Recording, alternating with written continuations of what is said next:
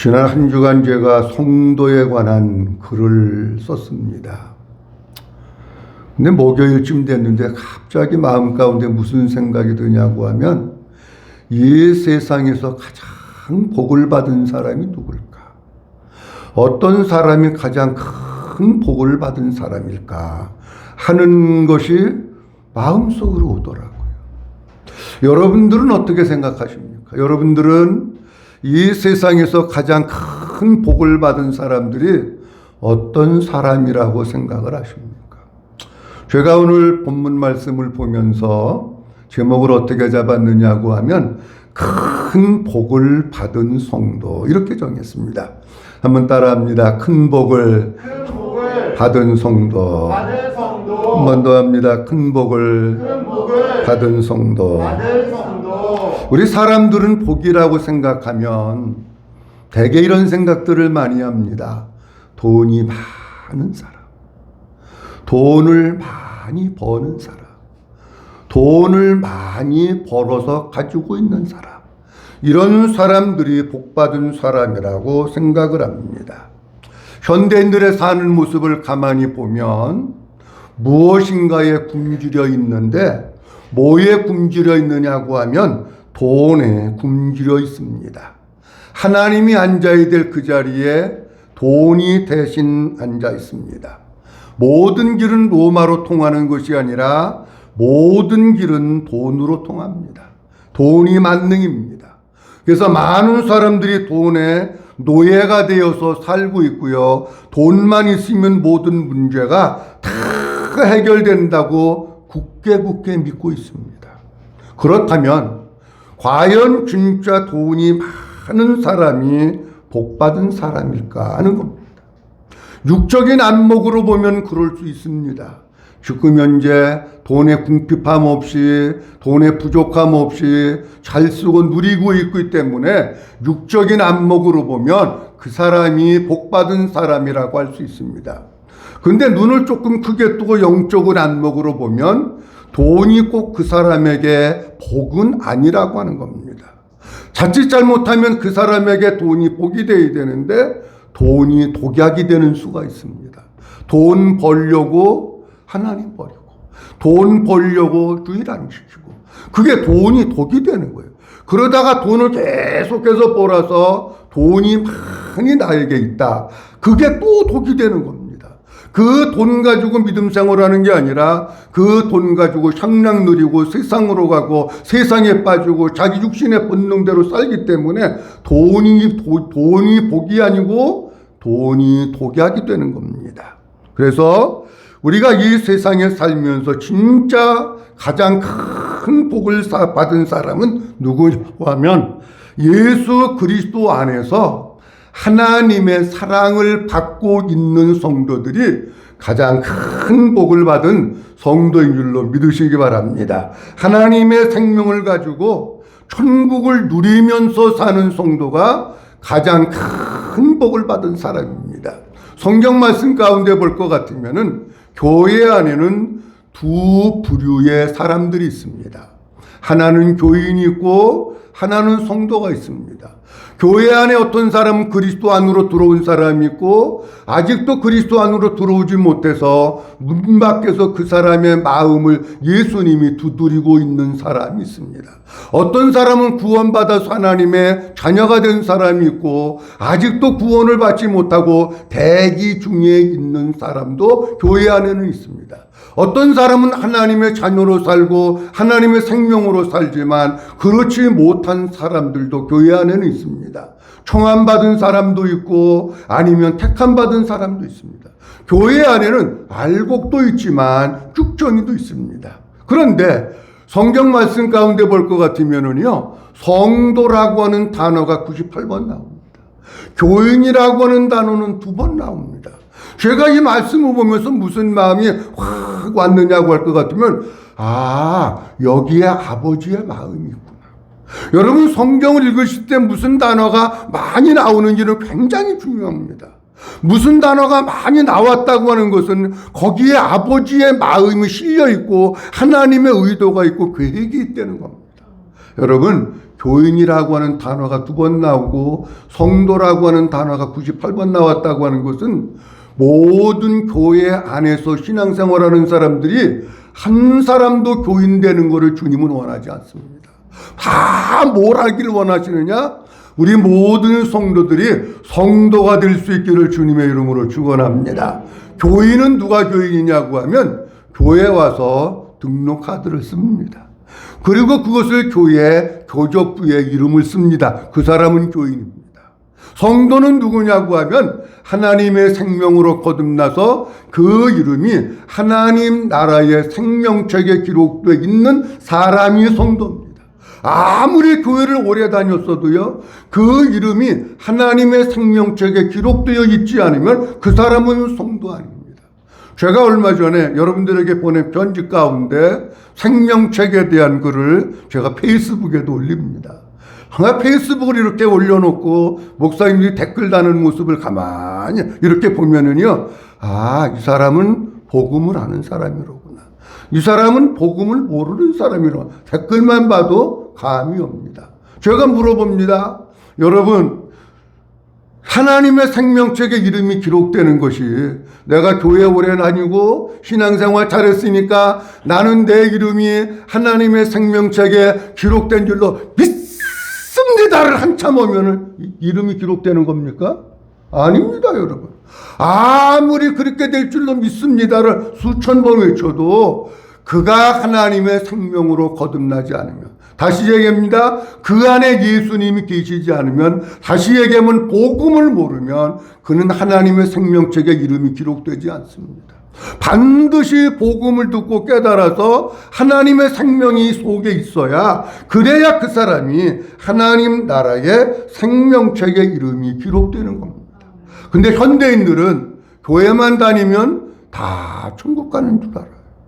여러분, 우리가 내가 교인인지 성도인지 잘 여러분들 자신을 영적으로 잘 점검을 해보셔야 됩니다.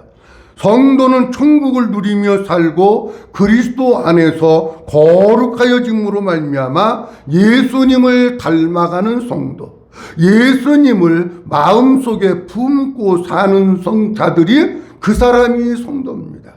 자, 그렇다고 할 것 같으면 오늘 뭐에 대해서 말씀드리려고 하느냐고 하면, 왜 성도가 가장 큰 복을 받은 사람일까? 거기에 대한 말씀 몇 가지 드리려고 합니다.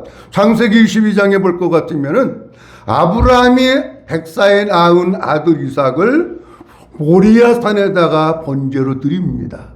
이 사건이 있고 난 후 하나님께서 아브라함에게 이렇게 말씀을 하십니다.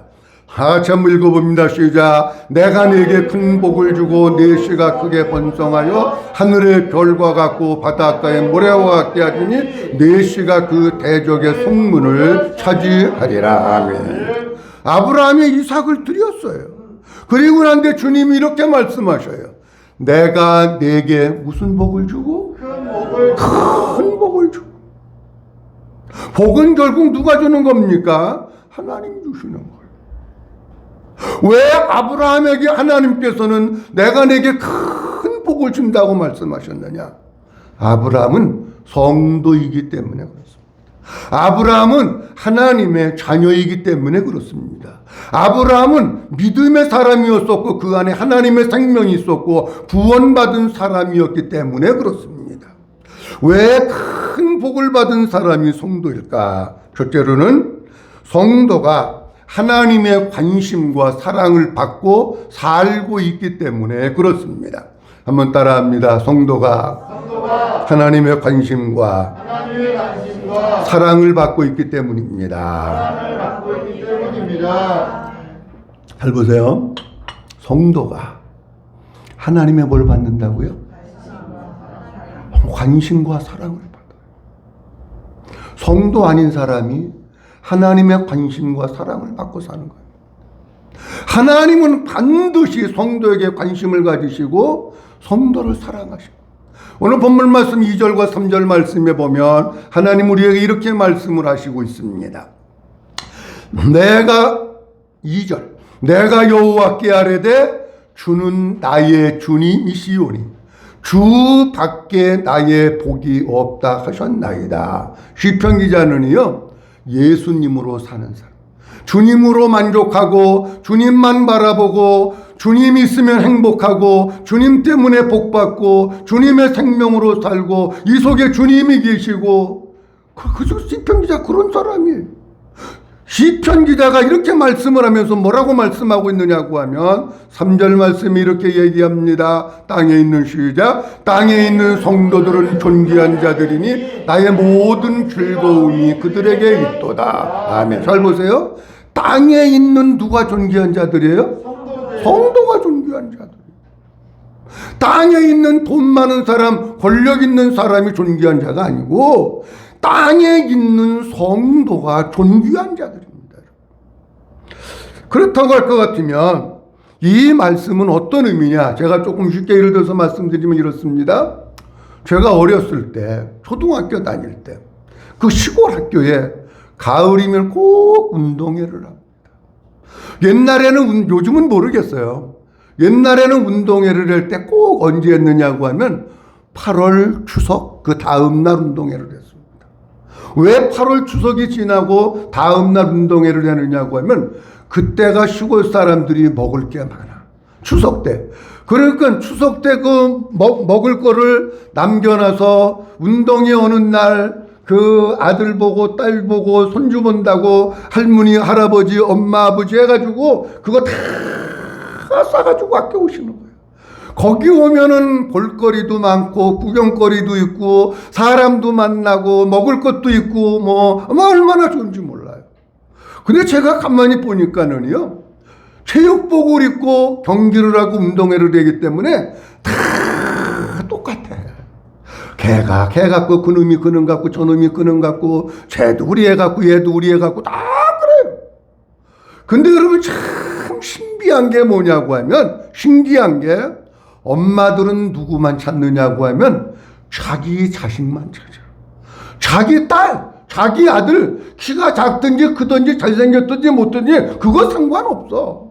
자기 아이만 찾는데 다른 사람은 저기 있다 그래도 모르는데 엄마는 정확하게 알아. 여러분, 왜 부모는 그 똑같고 비슷비슷하게 생긴 아이들이 운동했는데 자기 자녀를 딱 보고 찾아낼까요? 내 자녀가 존귀하기 때문에 그런 거예요. 내 자녀가 가장 사랑스럽기 때문에 그런 거예요. 여러분, 우리가 신앙생활을 하는데도 마찬가지입니다. 우리가 하나님께서 우리를 존귀하게 여기신다고 하는 뜻은 어떤 뜻이냐고 하면 우리를 사랑하신다는 얘기예요. 관심이라고 하는 말은 다른 말로 얘기하면 사랑입니다. 여러분 보세요. 어떤 사람을 사랑한다고 하는 것은 관심 있다고 하는 얘기입니다. 어떤 사람에게 관심을 갖는다고 하는 것은 내가 그를 사랑한다고 하는 얘기입니다. 그런데 그 사람에게 관심조차 없으면 그 사람 사랑하지 않는 겁니다. 자, 그런데 사람은 뭘 먹고 사느냐고 하면 사랑의 영양분을 먹고 사는 거예요. 관심은 사랑입니다. 존귀하기 때문에 사랑합니다. 여러분, 여러분들 자녀들을 키우고 있는데 정말 중요한 게 있습니다. 여러분들 부모님들이 자녀들을 돈으로 키우려고 하지 마십시오. 엄마 보고 돈 달라고 그러면 돈을 잘 주는 엄마가 인기가 많아요. 근데 아이들을 잘 키우는 건 아니에요. 뭘로 키워야 되느냐고 하면 어머니의 사랑, 아버지의 사랑으로 키워야 돼요. 그게 돈이 영양분이 아니고 아이들의 사랑을, 부모님의 사랑을 어려서부터 많이 먹고 자란 아이들은 당당합니다. 얼굴도 밝습니다. 자상도 건강합니다. 마음도 밝고 긍정적입니다. 그런데 어려서부터 부모가 많이 싸우고 부모의 사랑을 덜 받고 자라고 못 받고 자란 아이들, 그리고 야단과 매맞음을 받고 자란 아이들은 자존감이 무너져 있습니다. 마음의 상처도 많습니다. 마음이 병들어갑니다. 당당하지도 못합니다. 박지도 못합니다. 왜 그러냐고 하면은요, 어려서부터 부모님의 사랑에 영양분을 덜 먹었기 때문에 그래요. 여러분들의 자녀들을 돈으로 키우지 말고, 제가 전에도 많이 얘기했는데 싸우려면 저 남한산성 가서 싸우라, 그런 얘기 제가 많이 했습니다. 전에 요즘은 잘 안 했는데 아이들 보는 데서 싸우지 말고 아이들을 자꾸 사랑으로 키워야 그 아이가 건강한 아이로 믿음의 아이로 자라는 겁니다. 그런데 여러분, 이 세상에 우리가 자녀도 되고 부모도 되보지만 부모로부터 만족할 만한 충분한 사랑을 받고 사는 사람은 이 세상에 아무도 없습니다. 그렇게 사랑을 줄 부모도 아무도 없습니다. 우리가 여기서 한 가지 꼭 기억해야 될 것은 뭐냐고 하면 하나님만이 우리의 마음 가운데 아버지의 사랑을 무제한으로 공급하시는 거예요. 사도 바울은 이렇게 얘기합니다. 아버지의 사랑이 내 마음에 부은 바 되었다. 그렇게 말씀합니다. 저는 요즘 기도할 때마다 이런 기도를 자주 합니다. 하나님, 아버지의 사랑을 여기에 부어주시고 그 사랑을 10만 분의 1이라도 아니면 눈꽃만큼이라도 그것을 깨달아 알게 하옵소서. 그래서 그 사랑 때문에 행복하고 그 사랑 때문에 감동하고 그 사랑 때문에 감격하고 그런 삶을 좀 살게 하옵소서. 여러분, 우리가 부모님에게 사랑을 못 받았어도 걱정하지 마십시오. 여러분들 사랑을 다 채워줄 부모는 아무도 없습니다. 아버지의 사랑을 많이 구해서 그 사랑으로 여러분들의 심령이 채워질 수 있기를 주님의 이름으로 축원합니다. 왜 하나님은 여러분들을 존귀한 자로 보시고 여러분들을 볼 때마다 기뻐하시는 줄 아십니까? 여러분이 성도이기 때문에 그렇습니다. 여러분들이 하나님의 자녀이기 때문에 그렇습니다. 그러니까 주님은 땅에 있는 성도들은 존귀한 자들이니 나의 모든 즐거움이 누구에게 있다고요? 그때 성도에게 있는 거예요. 하나님은 성도를 바라만 봐도 좋고 기쁜 거야. 여러분들 부모님들이 아기를 바라보고 자녀를 바라볼 때 좋고 기쁘듯이 하나님도 동일한 거예요. 하나님은 우리 보고 뭐라고 말씀하시고 있느냐면 너는 존귀한 사람이야, 이렇게 말씀하십니다. 한번 따라합니다. 나는 하나님의 존귀한 자입니다. 나는 하나님의 기쁨입니다. 나는 보배입니다. 아멘. 여러분들이 보배, 여러분들이 하나님의 기쁨이고 여러분들이 존귀한 자예요. 왜냐고 할 것 같으면 성도이기 때문에 그렇습니다. 두 번째로는 예수님이 지금도 성도를 위해서 기도하고 계시기 때문에 성도가 가장 큰 복을 받은 사람입니다. 한번 따라합니다. 예수님은 지금도 성도를 위해서 기도해주고 계십니다. 믿어주시면 아멘. 잘 보세요. 예수님이 지금도 누구를 위해서 기도하신다고요? 성도를 위해서 기도하시고. 여러분들 부모님들이 아니 예수님은 왜 성도만 위해서 기도하시고 아닌 사람은 왜 위해서 기도 안 하시지? 기도 안 하시는지 하시는지 모르지만 이렇게 생각하시면 돼. 여러분들 부모가 누구를 위해서 기도합니까? 자식 위해서 기도하는 거예요. 똑같은 거예요. 우리 예수님은 이 세상에 오셔서 어떤 삶을 사셨느냐고 하면 기도의 삶을 사셨습니다. 이 세상에 오셔서 40일 동안 금식하시고 기도하시면서 기도가 끝난 다음에 공생의 사역을 시작을 하셨어요. 그리고 이른 새벽이면 일어나셔서 한적한 곳으로 나가셔서 예수님은 기도하는 삶을 사셨습니다. 오병이어의 기적을 행하시고 설로 산에 올라가셔서 기도하셨고 때를 따라서 습관을 따라서 감람산에 올라가셔서 기도하셨고 마지막 십자가를 앞두고도 겟셀마네 동산에서 땀방울이 핏방울이 되도록 기도하셨고 그리고 마지막 최후에 십자가상에서 매달리셔도 예수님은 뭐 하셨느냐? 그때도 예수님은 기도하셨습니다. 뭘 얘기하신 줄 아십니까? 예수님이 그렇게 기도하셨다면 진짜 신앙생활의 삶이라고 하는 것은 기도의 삶이 신앙생활의 삶이라고 하는 겁니다. 우리가 주님을 본받는다고 그러잖아요. 아니 뭘 본받는 겁니까? 한번 따라합니다. 기도의 삶이 주님의 삶입니다. 아멘. 기도의 삶이.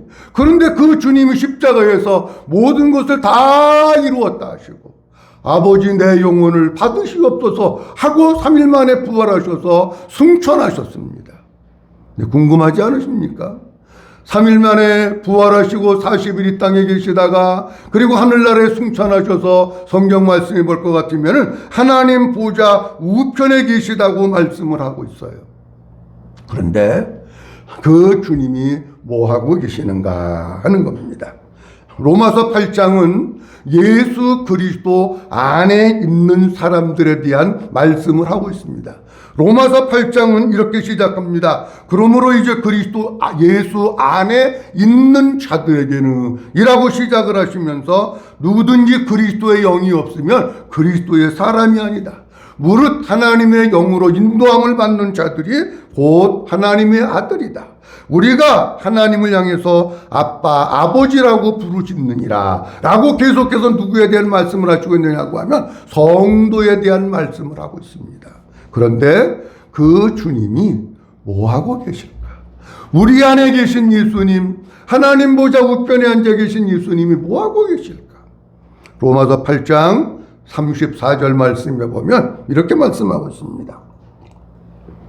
다 같이 한번 봅니다. 시작. 누가 정죄하리요? 죽으실 뿐 아니라 다시 살아나신 이는 그리스도 예수시니 그는 하나님 우편에 계신 자요 우리를 위하여 간구하시는 자신이라. 아멘. 죽으실 뿐 아니라 뭐 하시니? 다시 살아나시니. 부활하신 예수님, 그가 예수 그리스도인데 그는 하나님 보좌 우편에 계신 자요 우리를 위해서 뭐 하고 계시다고요? 간구하고 계시다. 그 주님이 하나님 우편에서, 그 주님이 우리 안에서 우리를 위해서 뭐 하고 계시느냐? 우리를 위해서 간구하고 계시고 우리를 위해서 기도하고 계신 거예요. 로마서 8장 27절 말씀에도 이렇게 말씀하고 있습니다.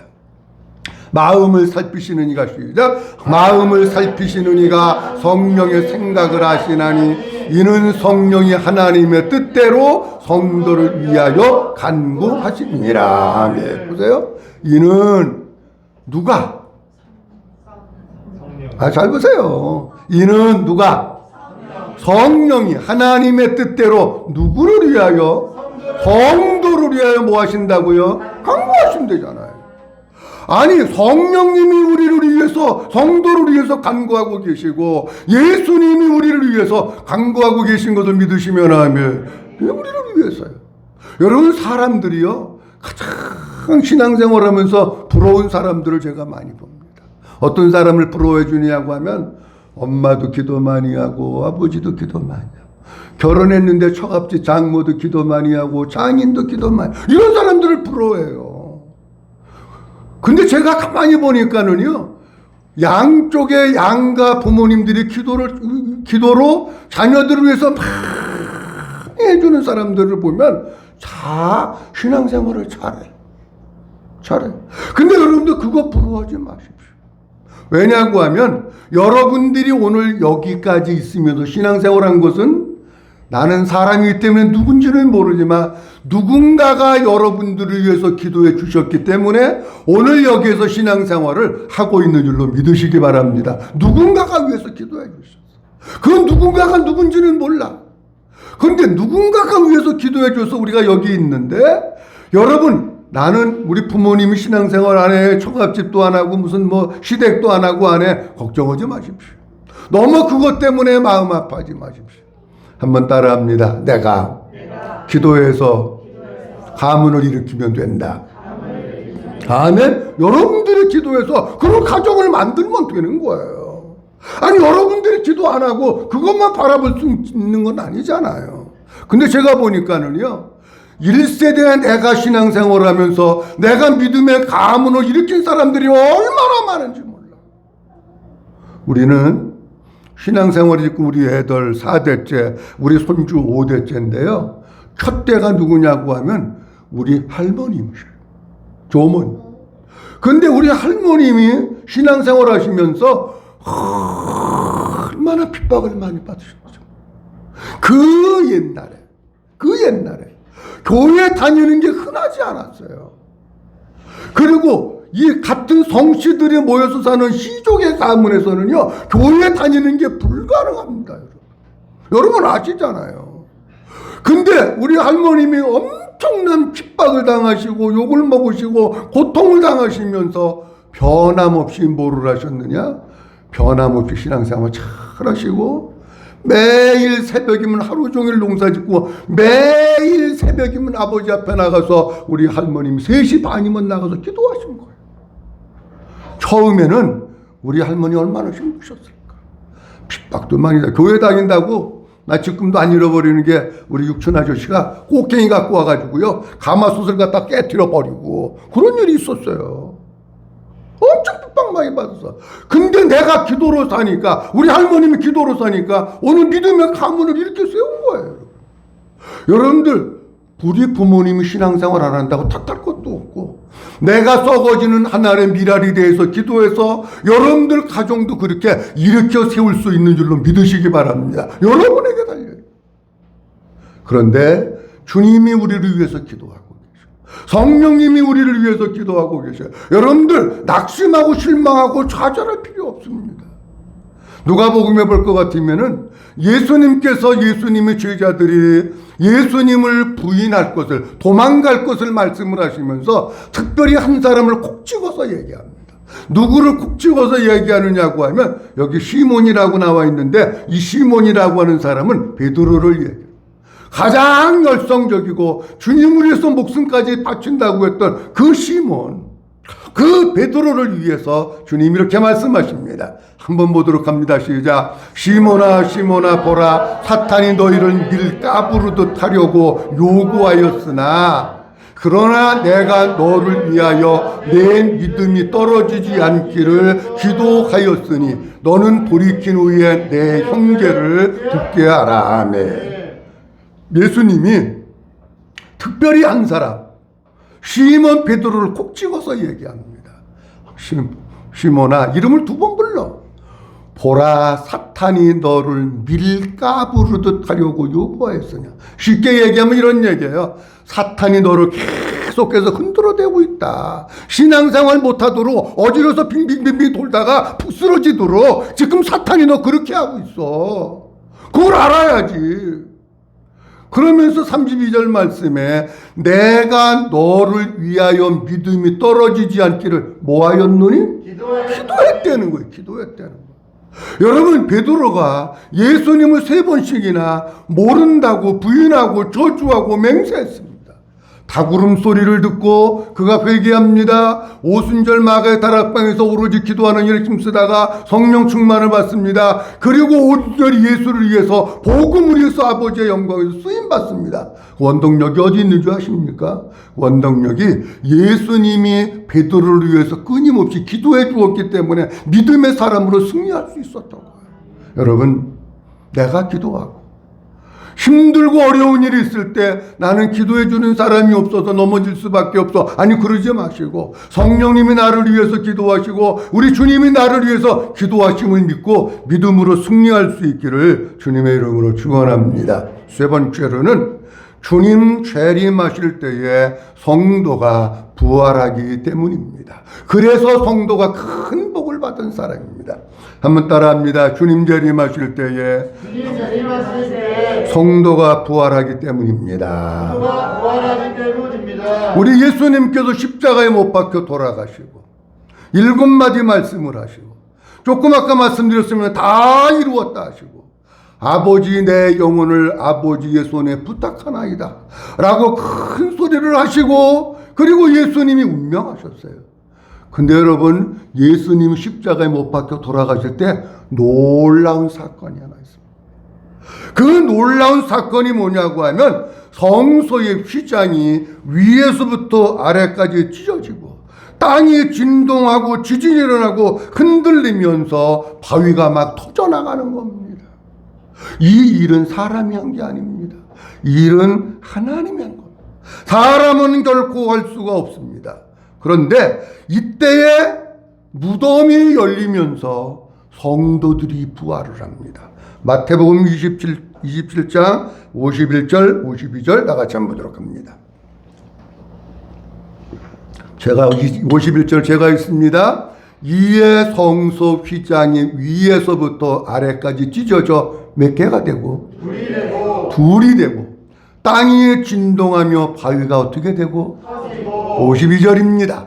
다 같이 한번 봅니다. 시작. 무덤들이 열리며 자던 성도의 몸이 많이 일어나되. 자, 이때에 아주 중요한 사건, 영적인 사건, 놀라운 사건이 일어나는데 예수님은 십자가에 못 박혀 돌아가지고 운명할 때에 뭐가 열리며? 무덤이 열리며. 자던 누구의 몸이 많이 일어났다고요? 성도의 몸이 성도가 부활을 하는 거예요, 여러분. 안 성도는 부활 안 해. 성도가 부활을 한다니까. 그래가지고 뒤에 성경 말씀에 보면 이 부활한 사람들이 시내와 거리에 다니면서 많은 사람들에게 나타났다고 말씀하고 있어요. 성도가 부활했다고는 의미 가운데 두 가지 의미가 있습니다. 하나는 3일 후에 예수님이 부활할 것을 보여주는 사건입니다. 그 다음에 또 하나는 그 예수 그리스도 안에 예수님께 붙어있는 자들이 장차 부활할 것을 우리에게 보여주고 있는 사건이 이 사건입니다. 자, 다시 말씀드립니다. 여러분, 우리 예수 믿는 사람들에게 있어서 가장 최대의 소망, 여러분들이 기다리고 꿈꾸는 거, 그게 뭡니까? 돈 많이 버는 겁니까? 출세하는 겁니까?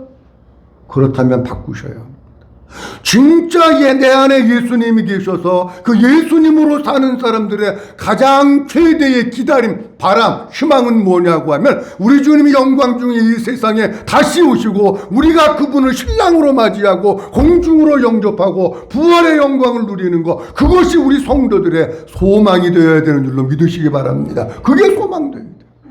아무리 이 세상에서 부귀영화 다 누린다고 할지라도 주님이 땅에 다시 오시는데 성도가 되지 않아서 주님 맞이하지 못한다면 지옥의 나락으로 떨어지면 무슨 의미가 있습니까? 그게 의미 없는 겁니다, 여러분. 성도의 소망은 뭐냐? 예수님이 세상에 다시 오실 때에 우리의 무덤문이 열려지고 내가 변화되고 내가 부활하고 그래서 주님과 같이 신랑을 맞이하고 공중에서 주님을 영접하는 것이 우리의 소망입니다. 그런데요, 부활에도 두 가지가 있습니다. 한번 따라합니다. 생명의 부활, 심판의 부활. 무슨 부활하고 무슨 부활이 있다고요? 생명의 부활이 있고 심판의 부활. 생명의 부활은 예수님이 땅에 다시 오실 때에 이 속에 주님의 생명을 가지고 살던 사람들만 생명의 부활을, 이 속에 생명이 없는 사람들은 부활하기는 합니다. 심판의 부활을 받아가지고 어디 가느냐? 지옥 가는 겁니다. 그런데 부활에도 뭐가 있느냐고 하면 순서가 있습니다. 우리 주님 오실 때 내가 제일 먼저 부활해야지. 저 백두산 꼭대기에 가서 묻으면 제일 먼저 부활합니까? 아닙니다, 여러분. 사도 바울은 데살로니가전서 4장 16절에서 17절에서 이렇게 우리에게 말씀하고 있습니다. 다 같이 한번 봅니다. 시작. 주께서 오령과 천사장의 소리와 하나님의 나팔 소리로 신이 하늘로부터 강림하시리니 그리스도 안에서 죽은 자들이 먼저 일어나고. 잘 보세요. 우리 주님이 천사장의 호령과 나팔 소리로 하늘로부터 강림하실 때 첫 번째 부활은 누가 하느냐고 하면 어디 안에서 죽은 자? 이게 중요한 거예요, 여러분. 그리스도 밖에서 죽은 자가 부활하는 게 아니야. 그리스도 안에서 죽은 자들이 언제 일어나고? 먼저 일어나고. 순서가 있는 거야. 여기 살아남은 사람은 아직 부활 안 됐어. 그들이 먼저 일어나고. 17절 말씀. 그 후에 시작. 그 후에 우리 살아남은 자들도 그들과 함께 구름 속으로 끌어올려 공중에서 주를 영접하게 하시리니 그리하여 우리가 항상 주와 함께 있으리라. 아멘. 주 안에서 죽은 우리의 믿음의 선배들, 아브라함, 이삭, 야곱, 모세, 아니 냉수도 순서가 있지. 그분들보다 우리가 먼저 부활하면 안 되잖아요. 그분들, 우리의 믿음의 선조들이 먼저 부활하고 예수님이 세상에 오실 때 우리가 여기 살아있다면 그때 살아남은 우리 성도들이 부활을 해서 그들과 함께 구름 속으로 끌어올려 공중에서 누구를 영접해요? 신랑으로 영접하는 공중에서.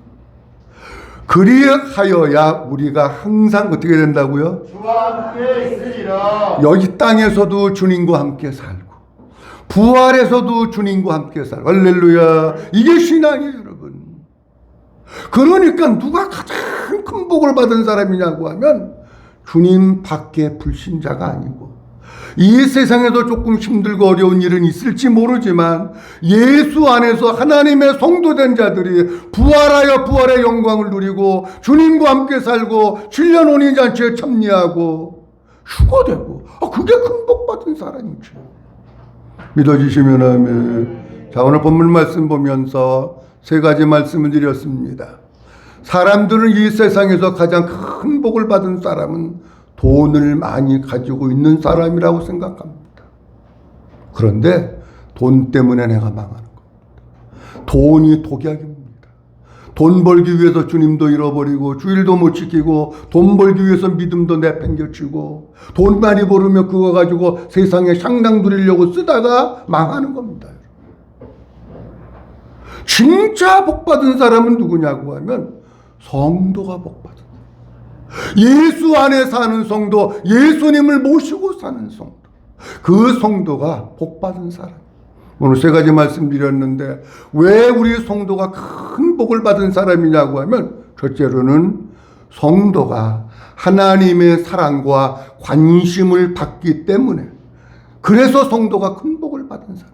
두 번째로는 우리 주님이 지금도 우리를 위해서 기도해주고 계시기 때문에, 주님께로부터 기도받고 사는 사람이기 때문에 복받은 사람이고, 세 번째로는 우리 주님이 영광 중에 이 세상에 다시 오실 때에 성도가 부활하여 신랑 되신 주님을 만나고 주님과 함께 영원히 살기 때문에 성도가 복받은 사람인 줄로 믿으시기 바랍니다. 바라기는 우리 모든 성도님들 교회만 왔다 갔다 하지 말고, 복음도 모르는 그리스도 밖에 사람 되지 말고, 예수님이 아직도 문 밖에 서서 대기하고 있는 그런 사람 되지 말고, 예수님을 모시고 주님으로 만족하고 주님으로 사는 성도로 살아나갈 수 있기를 주님의 이름으로 축원합니다. 기도합니다. 전능하신 아버지 하나님, 은혜를 감사합니다. 오늘도 5월 마지막 주일 주님 우리에게 허락해 주셔서 아버지 앞에 저희들 찾아나와서 예비하며 말씀 받게 하시는 것을 감사합니다. 가장 큰 복을 받은 사람은 성도라고 말씀을 하시고 있습니다. 하나님 아버지, 성도를 하나님께서는 관심을 갖고 계시고 존귀하게 여기시고 하나님의 기쁨이 되고 하나님의 사랑을 받고 있는 자들이기에 성도가 아버지 하나님 가장 큰 복을 받은 사람입니다. 우리 주님이 우리를 위해서 끊임없이 기도해 주시고 성령님이 기도해 주시고 주님의 기도를 받고 사는 자들이기 때문에 성도가 가장 큰 복을 받은 사람입니다. 우리 주님이 땅의 영광 중에 다시 오실 때에 무덤의 문이 열리면서 부활하여 공중으로 끌어올려 공중에서 주님을 영접하고 그 주님과 함께 사는 사람이 성도이기 때문에 성도가 가장 큰 복을 받은 사람입니다. 하나님, 기도하고 나옵기는 우리 사랑하는 성도들, 그리스도 밖에 사는 성도들 되지 말게 하시고 그리스도 안에서 내 안에 계신 주님으로 살아서 성도의 삶을 살아가는 우리 모든 성도들 되어질 수 있도록 축복해 주시옵소서. 모든 영광 아버지께 올려드리옵고 주 예수 그리스도의 이름으로 기도하옵나이다. 아멘.